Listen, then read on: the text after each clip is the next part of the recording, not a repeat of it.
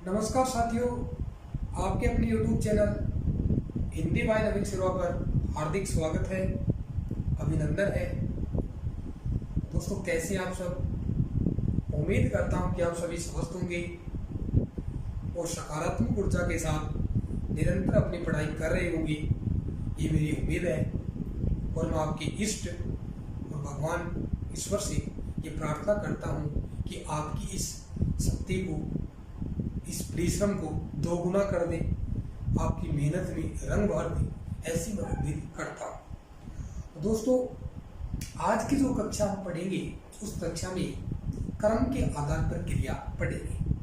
इससे पहले हम व्युत्पत्ति, रचना या संरचना के आधार पर क्रिया का जो वर्गीकरण पढ़ा है पीछे की कक्षाओं में, तो उसमें भी दो छोटी छोटी बातें बची हुई हैं। एक तो बची हुई सहगामी क्रिया और एक बची हुई कृदंत क्रिया। उससे पहले हमने सामान्य क्रिया, संयुक्त क्रिया, प्रेरणार्थक क्रिया, पूर्वकालिक क्रिया, इन बिंदुओं की चर्चा की है। सामान्य क्रिया स्वतंत्र रूप से प्रयोग होता है, वाक्य के अंत में प्रयोग होता है। यदि सामान्य क्रिया का प्रयोग वाक्य के प्रारंभ में या मध्य में कर दिया जाता है तो वो संचार्थक क्रिया कहलाती है। ये बातें पीछे कक्षा में हमने की है। दोस्तों, आज हम बात करेंगे सहगामी क्रिया, उसके बाद हम कर्म के आधार की क्रिया पढ़ेंगे। सहगामी क्रिया। दोस्तों, हमने संयुक्त क्रिया के बारे में एक बात पढ़ी थी कि वाक्य का ऐसा रूप जिसमें क्या होता है कि मुख्य क्रिया होती है। सहगामी क्रिया से पहले संयुक्त क्रिया के बारे में थोड़ी चर्चा करेंगे कि वाक्य का ऐसा रूप जिसमें मुख्य क्रिया को अर्थ स्पष्ट करने के लिए, मुख्य क्रिया के अर्थ में पूर्णता लाने के लिए अलग अलग अर्थ वाली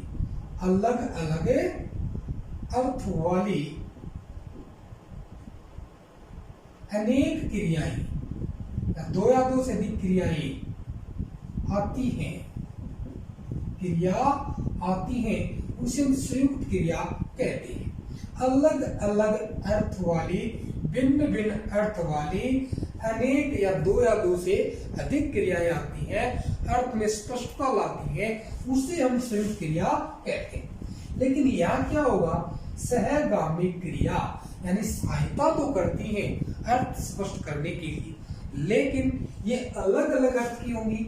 लेकिन यहाँ क्या होगा, यहाँ पर एक ही अर्थ वाली क्रियाएं होंगी और उसका प्रयोग व्याकरणिक नियमों से अलग अलग वचनों में या इस पुल्लिंग में ऐसे उनका प्रयोग होगा।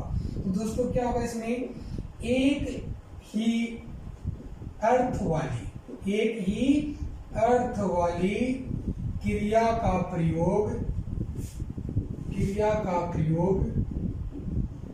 वाक्य में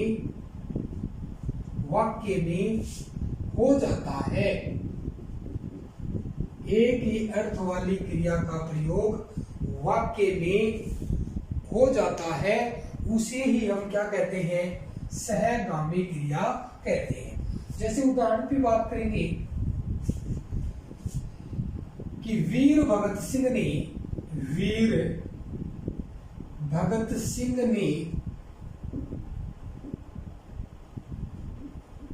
अनेक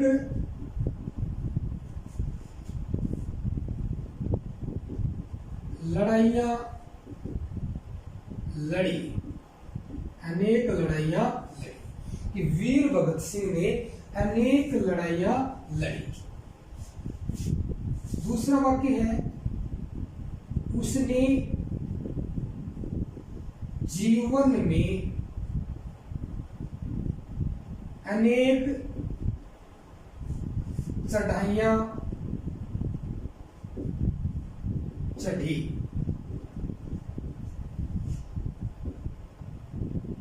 उसने अनेक पढ़ाइयां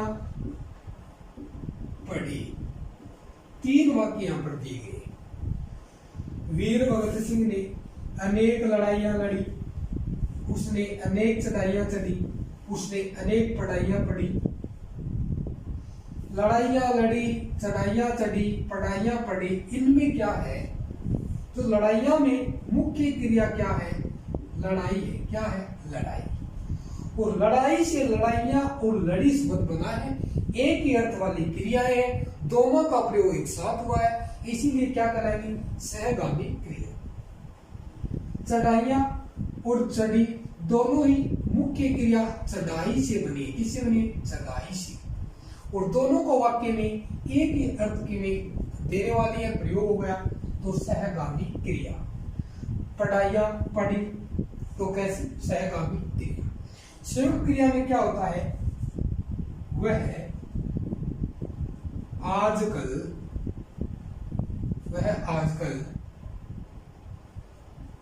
पढ़ने लगा। वह आजकल पढ़ने लगा है, ऐसी लिखती है। ठीक है।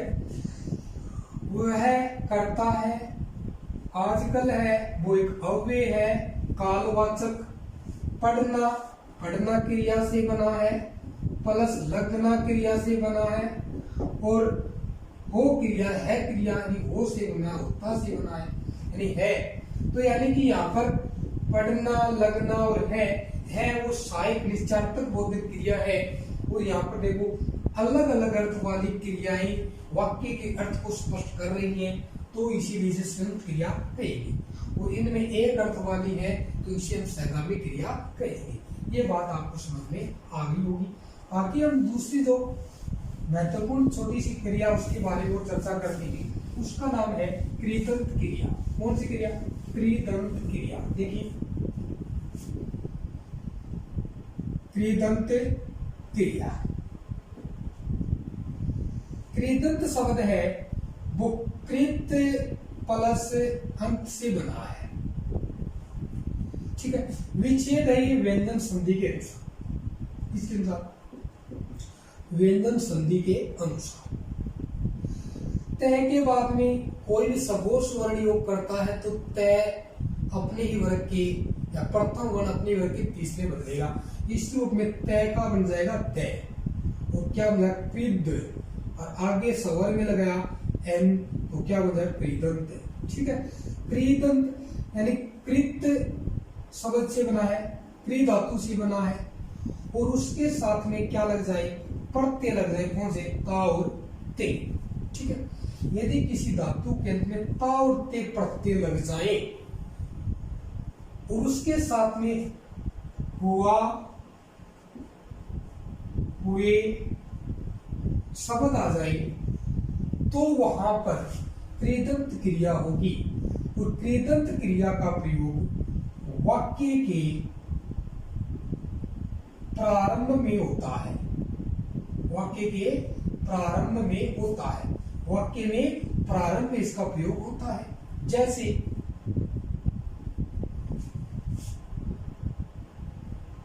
दौड़ते हुए बालक को मैंने देखा। तो दौड़ते हुए, यहाँ पे दौड़ और उसके साथ में ते और वे, पढ़ते हुए, खाते हुए, चलते हुए, सोते हुए, गाते हुए, नाचते हुए, काटते हुए, जैसे भी इनका प्रयोग हुआ या हुए और ता ते प्रत्यय से युक्त क्रिया हो तो वहां प्रयोग प्रारंभ में हो तो क्रिया कौन सी होगी? कृदंत क्रिया होगी। ये बात आपको समझ में आ गई। इस क्रिया का प्रयोग वाक्य के प्रारंभ में ही होता है। जैसे दौड़ते हुए घोड़े को मैंने देखा, तो दौड़ते हुए। ठीक है। पढ़ते हुए बालक को मैंने देखा, तो पढ़ते हुए। तो इस रूप में प्रयोग होगा तो वो कृदंत क्रिया कहलाएगी। उसके बाद हम बात करेंगे कर्म के आधार पर क्रिया। कर्म के आधार पर क्रिया दूसरा वर्गीकरण है कर्म के आधार पर क्रिया, यानी कि वाक्य का ऐसा रूप जिसमें कर्म प्रधान हो उसे कर्म के आधार पर क्रिया में शामिल करते हैं। कर्म को आधार बनाकर जिस क्रिया का निर्माण किया जाता है उसे हम कर्म के आधार पर क्रिया विभाजन करते हैं। ठीक है, कर्म के आधार पर क्रिया होती है वो दो प्रकार की होती है। कितने प्रकार की होती है? दो प्रकार की होती है। एक तो होती है सकर्मक क्रिया, ठीक है, दूसरी होती है अकर्मक क्रिया। ठीक है, इसका अर्थ होता है स उपसर्ग है कर्मक, यानी कि कर्म सहित, कर्म सहित। इसका होता है कर्म रहित। इसका क्या होता है? कर्म रहित। तो वाक्य का ऐसा रूप जिसमें कर्ता, कर्म और क्रिया, कर्ता, कर्म और क्रिया ये अगर मौजूद होते हैं, कर्म प्रत्यक्ष भी हो सकता है और अप्रत्यक्ष भी हो सकता है। ठीक है, कर्म कैसी स्थिति में हो? वाक्य का जिसमें कर्ता भी हो, कर्म भी हो और क्रिया भी हो। वाक्य का रूप जिसमें कर्ता और क्रिया, कर्म अप्रधान होता है, अप्रधान, कर्म नहीं होगा, कर्म के बिना भी क्रिया के पूर्ण होने का बोध होता है। यहाँ पर क्या होता है कि कर्म के अभाव में क्रिया का अर्थ स्पष्ट नहीं होता है। कर्म प्रत्यक्ष रूप में भी हो सकता है और अप्रत्यक्ष रूप में भी हो सकता है। जैसे कि परिभाषा की हम बात करें कि वाक्य का ऐसा रूप जिसमें क्रिया का फल या व्यापार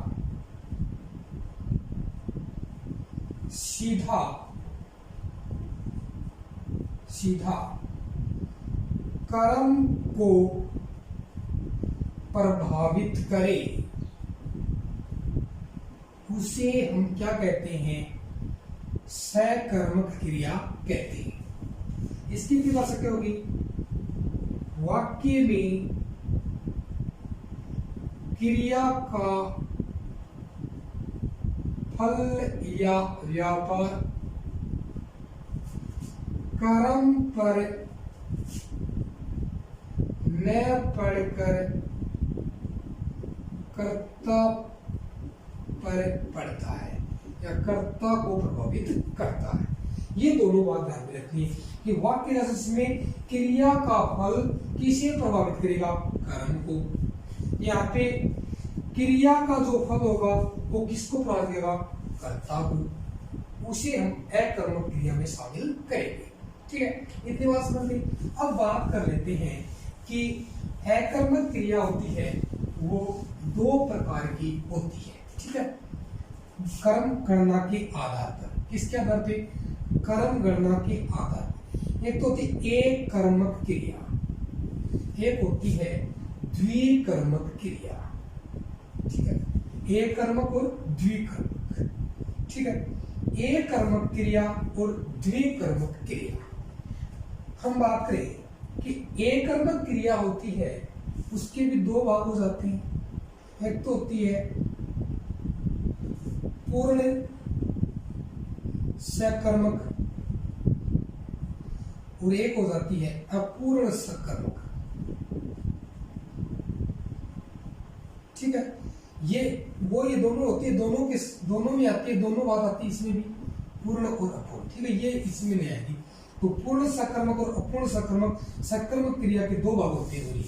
ठीक है, सकर्मक क्रिया के दो भाग होते हैं और पूर्ण सकर्मक होती है वो दो होती है, एक कर्मक व द्विकर्मक। ऐसा आपको पढ़ना है। ठीक है, सकर्मक क्रिया के दो भाग, पूर्ण सकर्मक, अपूर्ण सकर्मक। पूर्ण सकर्मक होती है वो एक कर्मक और द्विकर्मक दोनों होती है। और अकर्मक क्रिया होती है ना, वो तीन प्रकार की होती है। एक तो होती है गत्यार्थक अकर्मक क्रिया। गत्यार्थक अकर्मक क्रिया। यानी कि इसमें क्या होता है कि क्रिया का जो कर्ता होता है ना, वो गतिमान अवस्था में होता है। कौन सी अवस्था में? गतिमान अवस्था में। ठीक है। एक होती है स्थित्यर्थक स्थिति बोधक अकर्मक क्रिया। स्थित्यार्थक भी बोलते हैं, स्थित्यार्थक। ठीक है, स्थित्यार्थक बोलते हैं, स्थिति बोधक होती है। ठीक है। दूसरी होती है इसके अंदर, तीसरी अपूर्ण अकर्मक। अपूर्ण अकर्मक, ये तीन बातें हम इसमें पढ़ेंगे, गत्यार्थक, स्थित्यार्थक और अपूर्ण अकर्मक। ठीक है। यहाँ पे कर्म प्रदान नहीं होता, लेकिन कर्म के रूप में कोई पूरक शब्द काम में लिया जाता है, इसके हम आगे चर्चा करेंगे। तो आइए हम पहले करेंगे सकर्मक क्रिया के उदाहरणों की चर्चा करेंगे। ठीक है। तो पहले जो हमारी क्रिया होगी वो होगी सकर्मक क्रिया। ठीक है। सकर्मक क्रिया में हम पहले पढ़ेंगे एकर्मक क्रिया। एकर्मक क्रिया में जैसे उदाहरण करेंगे, बालक पुस्तक पढ़ता है। बालक पुस्तकें पढ़ता है। सीता गाना गाती है। प्रमोद रामायण लिखता है।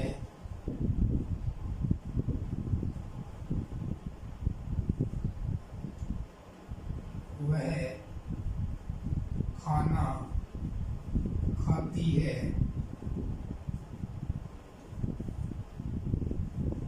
वह खाता है।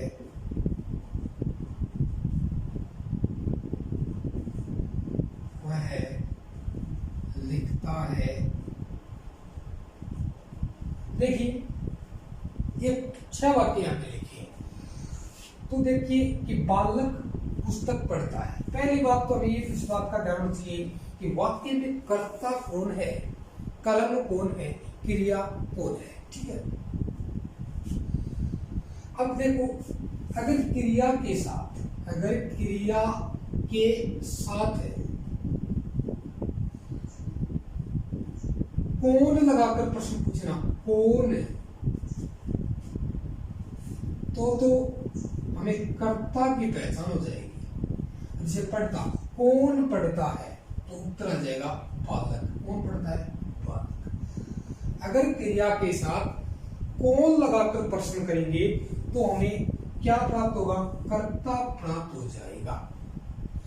अगर क्रिया के साथ क्या लगाकर प्रश्न पूछे, क्या लगाकर करे, तो हमें कर्म का उत्तर मिल जाएगा। यानी कि जैसे कि हमने लिया, क्रिया क्या है? पढ़ना क्रिया है। पढ़ना क्रिया के साथ कौन लगाया, तो कौन पढ़ता है, तो उत्तर आया बालक पढ़ता है। तो कौन लगाने से जो उत्तर आएगा तो वो क्या होगा? कर्ता होगा। ठीक है, बात समझ आई।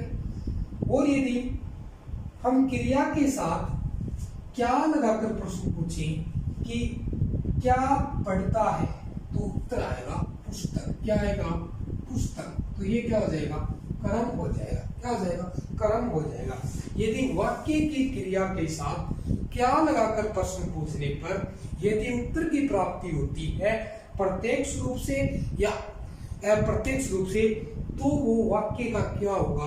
कर्म होगा। क्या होगा? कर्म। यदि क्रिया को साथ लेकर कौन लगाकर प्रश्न पूछने पर यदि हमें उत्तर की प्राप्ति होती है तो हमें कर्ता का बोध होगा। किसका बोध होगा? कर्ता का बोध होगा। जैसे तो यहाँ पे पुस्तक क्या है? कर्म। कर्म प्रधान है, बालक करता है, तो यहाँ पर वाक्य कैसा होगा? एक कर्म। यहाँ पर एक कर्म है, क्रिया पढ़ता है। ठीक है। सीता गाना गाती है। ठीक है, पहले हमें इस वाक्य के अंदर देखना है कि कर्ता कौन है। ठीक है, कर्ता कौन है। अब हमें गाती क्रिया के साथ क्या लगाकर प्रश्न पूछना है। गाती क्रिया के साथ क्या लगाकर प्रश्न पूछना है।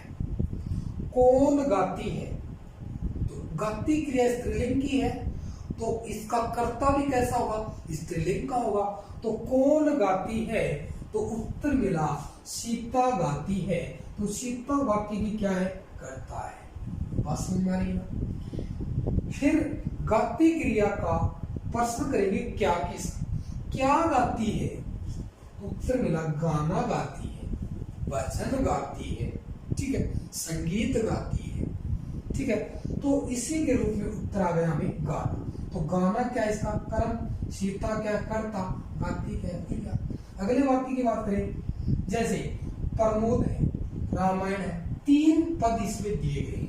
हमें पता करना है, लिखना एक क्रिया होती है, लिखना के साथ कौन लगाओ, कौन लिखता है।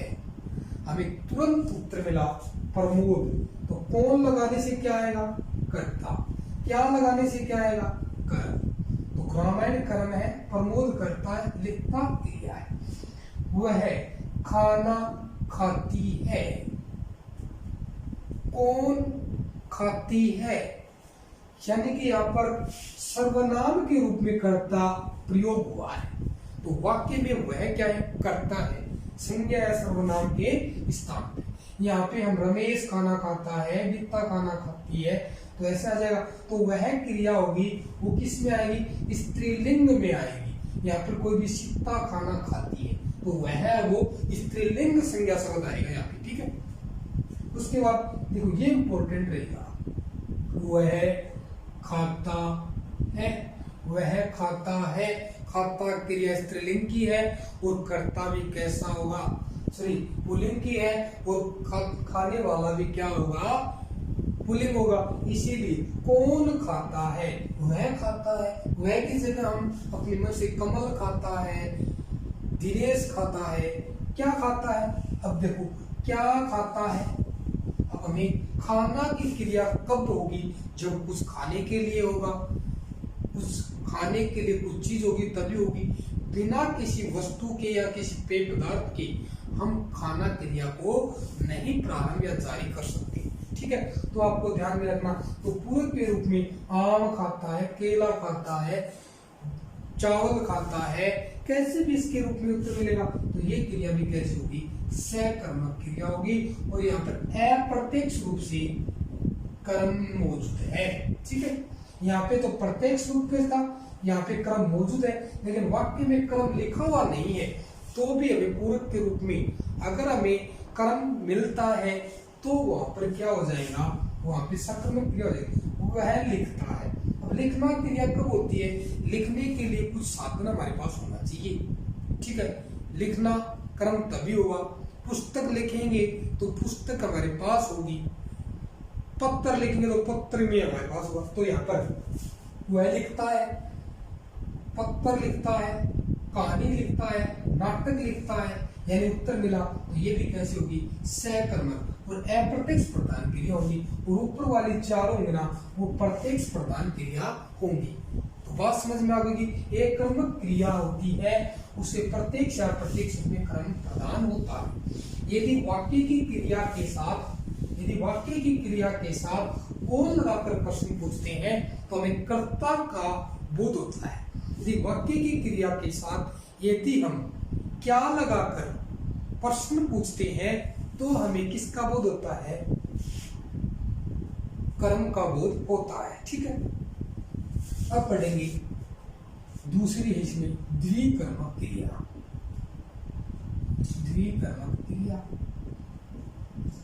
यहाँ पे कर्म कितने होंगे, 2 कर्म होंगे। कितने कर्म होंगे, 2 कर्म होंगे। कर्म कितने होंगे, कर्म 2 कर्म होंगे। ठीक है, पहला जो कर्म होगा, पहला कर्म होगा उसे गौण कर्म कहेंगे। कौन सा कर्म कहेंगे, गौण कर्म कहेंगे। दूसरा जो कर्म होगा उसे मुख्य कर्म कहेंगे। क्या कहेंगे? मुख्य कर्म। मुख्य कर्म को प्रधान कर्म कहेंगे। क्या कहेंगे? प्रधान कर्म कहेंगे। गौण कर्म होता है वो अप्रधान कर्म होता है। क्या होता है? अप्रधान कर्म होता है। दूसरी बात, प्रथम क्रम गौण होता है, गौण के साथ वह सजीव कर्म होता है। क्या होता है? सजीव कर्म होता है। दूसरी बात, को कारक चिन्ह से जुड़ा होता है। को कारक चिन्ह से जुड़ा होता है। को कारक से जुड़ा होता है। सजीव कर्म होगा तो हमें पता है कोई मनुष्य हो सकता है, ठीक है, कोई पेड़ हो सकता है, कोई पशु हो सकता है, ठीक है। दूसरा कर्म होगा ना द्वितीय कर्म, वो मुख्य कर्म होता है। क्या होता है? मुख्य कर्म। कर्ता इसको सर्वाधिक चाहता है, ठीक है। दूसरी बात, मुख्य कर्म होगा तो ये निर्जीव कर्म होगा। क्या होगा? निर्जीव कर्म होगा। क्या होगा? निर्जीव कर्म होगा। तो ये बात आपको ध्यान में रखनी है, ठीक है। ध्यान में रखना कि द्विकर्मक क्रिया वाक्य का ऐसा रूप जिसमें दो क्रम मौजूद होते हैं, जिसे पहला क्रम गौण हो, दूसरा क्रम मुख्य हो, पहला क्रम सजीव हो, दूसरा क्रम निर्जीव हो, पहला क्रम को से जुड़ा हो, जैसे मनुष्य हो, पेड़ हो, पशु यानी ये हो, इसीलिए इसे अप्रधान कहते हैं, उसे प्रधान कहते हैं, उसे हम द्विकर्मक क्रिया में शामिल करते हैं। आइए चर्चा करते हैं उदाहरण पर।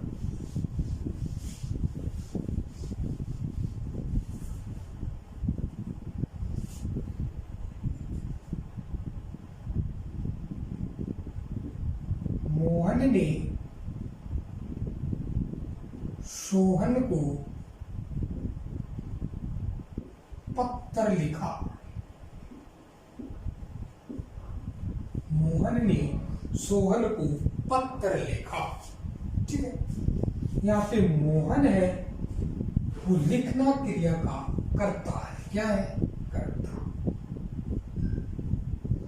अगर वाक्य की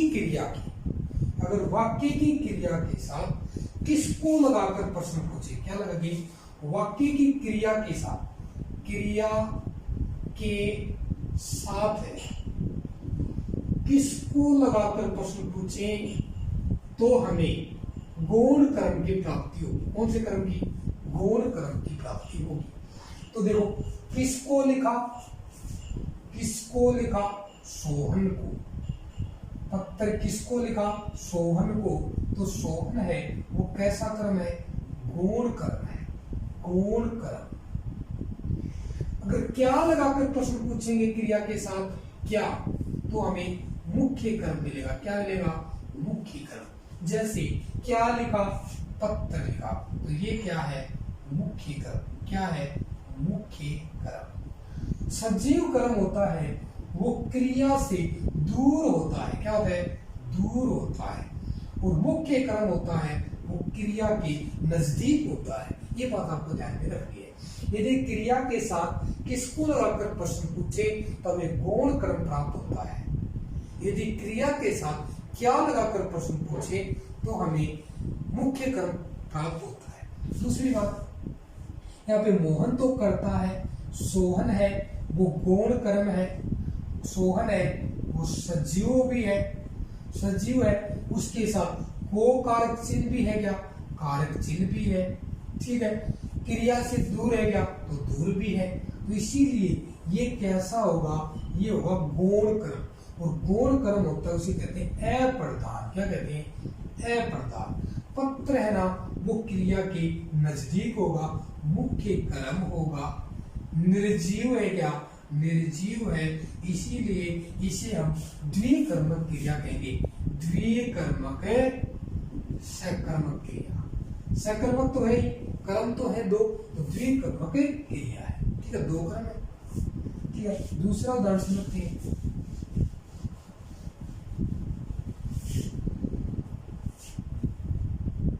उसने बालक को